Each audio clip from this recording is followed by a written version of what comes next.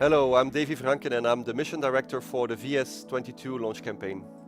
I'm responsible for the overall organization of the satellite campaign, the interfacing with the launch vehicle and the final chronology. We are now in the final phase of this 22nd Soyuz launch campaign from Kourou for the 5th batch of O3b satellites. The satellite campaign started on the 2nd of February when the 4 satellites arrived at the Félix Éboué airport in an Ilyushin aircraft. The satellites and allied equipment were transported to the S5C facilities the same day. In the S5C, the satellites were unpacked one by one and were installed in the clean room, after which they were subjected to an extensive electrical checkout. Also, the propulsion system was carefully verified before starting the fueling preparations.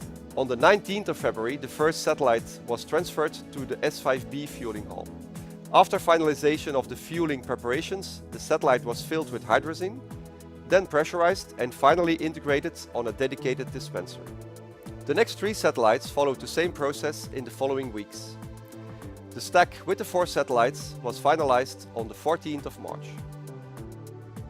Sur la campagne VS22, je suis le Coel, le chef des opérations en centre de lancement. J'ai donc le plaisir de piloter l'équipe opérationnelle qui a œuvré sur le terrain durant toute la campagne pour que le lanceur et les installations sol soient au rendez-vous du lancement à J0. La campagne lanceur Soyuz VS22 a débuté le 6 février dernier avec le déstockage de l'étage supérieur Frégate dans le bâtiment MIC. Pendant les 3 premières semaines de la campagne, Frégate a subi différents contrôles électriques et pneumatiques. Ensuite, Frégate a été transférée dans le bâtiment de remplissage F-Cube situé sur l'ensemble de lancement Soyuz. En parallèle des remplissages Frégate, on a réalisé au MIC les opérations d'assemblage du triétage. Assemblage naturellement réalisé pour Soyuz à l'horizontale. D'abord, on a réuni les 2 éléments du corps central.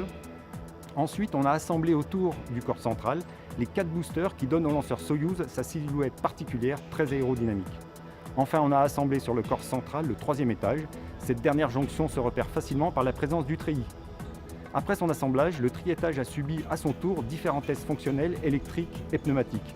Mais revenons à Frégate. Après les opérations de remplissage effectuées dans le bâtiment F-Cube, Frégate a été transférée au bâtiment S3B à 12 km de l'ensemble de lancement Soyuz. After a standby phase of 1 week, the stack was transported to the S3B building in a CCU-3 container. On the 26th of March, the dispenser with the 4 satellites was integrated onto the Fregates.